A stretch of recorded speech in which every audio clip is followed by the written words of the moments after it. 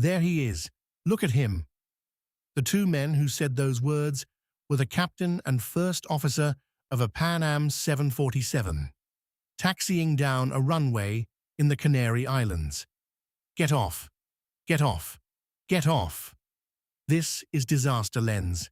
The morning of March 27, 1977, was a routine charter day in the Canary Islands.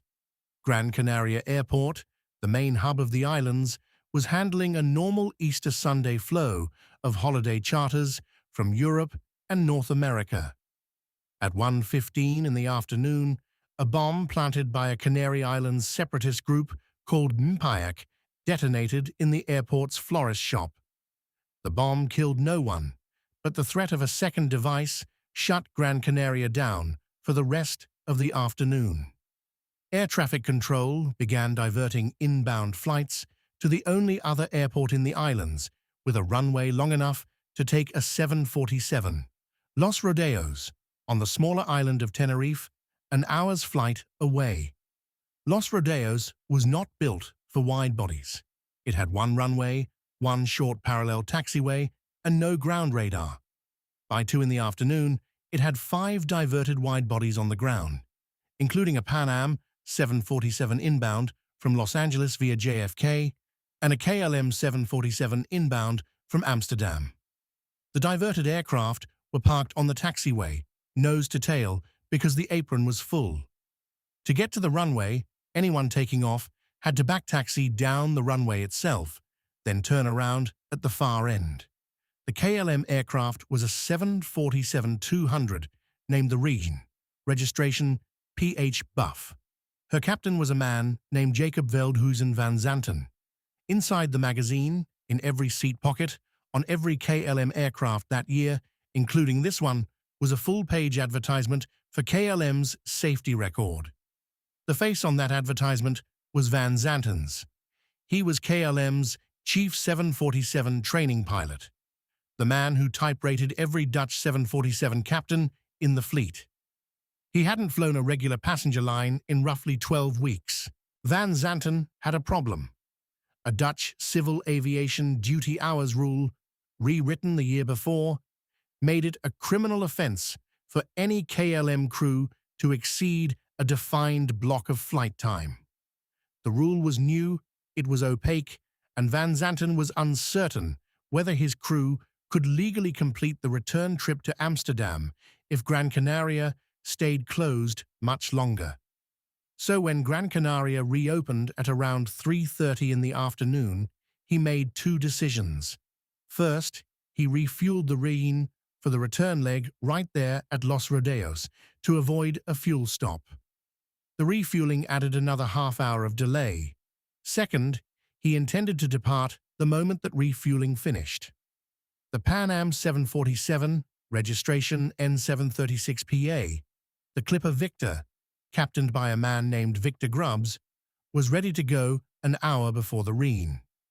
But the Gran was parked nose out in the only spot a 747 could maneuver from, blocking the Clipper from the runway.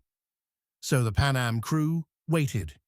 While they waited, the weather closed. Tenerife's runway sits at the foot of a volcano. The clouds on the slope come down the hillside in minutes. By the time the Gran finished fueling and began to taxi at around 4:30 in the afternoon, the runway visibility had collapsed to between 100 and 900 meters, oscillating. The tower could no longer see either aircraft from its windows. There was no ground radar at Los Rodeos. The controllers had to manage 2 747s by voice alone, on a single radio frequency, in a fog they could not see through. The Gran was instructed to backtaxi down the runway, turn around at the far end, and stop, awaiting clearance. The Clipper Victor was then sent down the same runway behind her, with instructions to turn off the runway at the 3rd taxiway exit on the left, exit C3, and wait there until the Gran departed. 2 things about that instruction would matter inside the next 5 minutes. C3 required a 747 to make a turn of more than 135 degrees off the runway, which a 747 cannot physically do, and the taxiways at Los Rodeos were not signed. The Pan Am crew, in the fog, debating whether C3 or C4 was theirs, continued taxiing. At the far end of the runway, the Gran turned around and stopped, lined up for takeoff. In the cockpit, Captain van Zanten advanced the throttles to a takeoff setting and released the brakes. Beside him, the first officer, Klaas Meurs, 32 years old, on his first line trip after type rating, said, in Dutch, "Wait, we don't have ATC clearance." Van Zanten replied that he knew that, told Meurs to ask for it, and held the takeoff power. Meurs called the tower for clearance. The tower gave him a route clearance for after departure, the description of what to do once airborne, and Meurs read it back. His readback ended with the words, "We are now, at takeoff." The first officer was using the word takeoff in the present tense to mean an act, not a clearance. The tower heard the readback as a statement of intent, not as a declaration that the aircraft was rolling. The controller replied with the standard phrase, "Okay, stand by for takeoff, I will call you." But at the exact moment those words were transmitted, the Pan Am captain, Victor Grubbs, keyed his microphone to say, "We are still taxiing down the runway." Both transmissions reached the KLM cockpit at the same instant on the same frequency. They produced a heterodyne, an electrical squeal, that lasted just under 4 seconds. Inside the Rhine, all that Van Zanten and Meurs heard from the tower was the first word. Okay, the Rhine was already at full takeoff power. Van Zanten held it. The aircraft began the takeoff roll. In the Pan Am cockpit, 600 meters down the runway, Captain Grubbs saw the lights of the oncoming KLM through the fog. The cockpit voice recorder caught it. "There he is. Look at him. God damn, that son of a bitch is coming." Grubbs pushed his throttles forward and turned the clipper hard to the left, trying to clear the runway grass.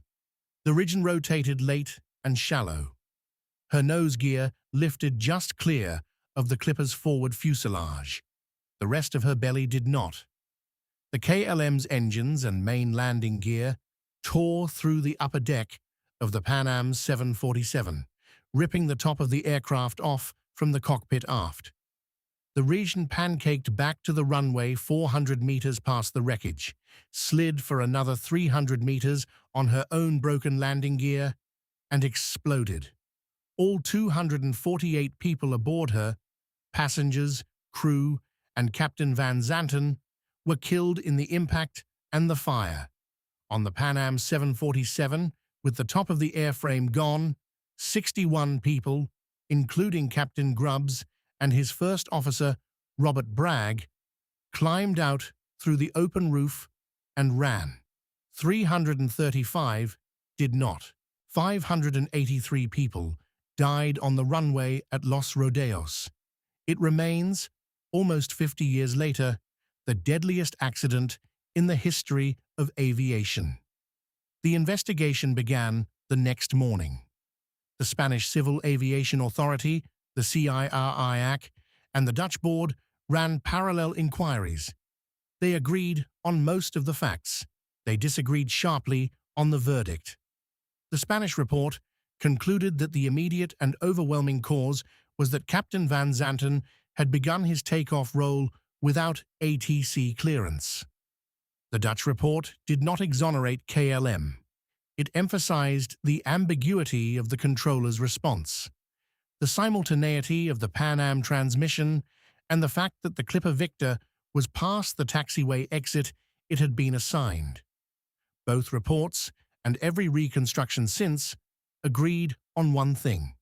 In the cockpit of the Gran, in the 8 seconds between Meurs' hesitation and Van Zanten's brake release, every link in the chain was still intact and breakable, and it was not broken. When investigators recovered cabin items from the Rhine wreckage, They found the KLM in-flight magazine in dozens of seat pockets. The face on the safety advertisement inside it was Captain van Zanten's. Above the photograph was a line of copy KLM had written 6 months earlier. From the people who made punctuality possible. KLM pulled the campaign within days. They never reissued it. 2 years after the disaster, NASA convened a workshop at Ames Research Center to study how cockpits actually fail. A researcher there named John Lorber coined a term for what the workshop concluded was the missing discipline: crew resource management. United Airlines in 1981 launched the first comprehensive CRM program in commercial aviation. KLM was not far behind. Every major airline followed. CRM did not exist before Tenerife. The cockpit of every commercial jet you have ever flown was reshaped by what happened on that runway. Tenerife is remembered as a fog accident. It was not. It was a chain of human decisions made in a cockpit where the man at the controls could not be told he was wrong. The chain that killed 583 people was not the fog. The fog was the condition that made it possible. The chain was the rank between the two men at the controls. The captain at the throttles was the airline's chief 747 instructor, a man whose face was, at that exact moment, in the magazine in the seat pocket behind him. 8 weeks earlier, he had personally administered the 747 type rating check that allowed the first officer next to him to be in that cockpit at all. When Meurs said, "Wait, we don't have ATC clearance," he was not just a junior pilot questioning a senior one. He was a man questioning the God who had let him become a pilot. He asked the question. He did not block the throttles. That is the link that did not break. The fix for Tenerife was not better radar, or better fog forecasting, or better English. It was a deliberate, trained, professionalized rebuilding of the second seat. CRM is what happens when an industry decides that the silence of the first officer is a defect in the system, and not in the man. Modern flight decks train two pilots to challenge each other by name, by phrase, by a script that overrides rank. The first officer is taught, on day one, that the captain is allowed to be wrong, and that it is the first officer's job to say so. That training does not exist without the cockpit voice recording of Klaas Meurs. Every disaster is a chain of human decisions, and sometimes the link that did not break is not a switch or a valve or a procedure. Sometimes it is a junior man sitting next to a senior one who can see exactly what is about to happen and cannot say so in a voice the senior man can hear. That is the link Tenerife wrote into the lore of every cockpit that has flown since. The silence of the man in the second seat is not a personal failure. It is an engineering problem, and it has a fix. That is what we are here to study.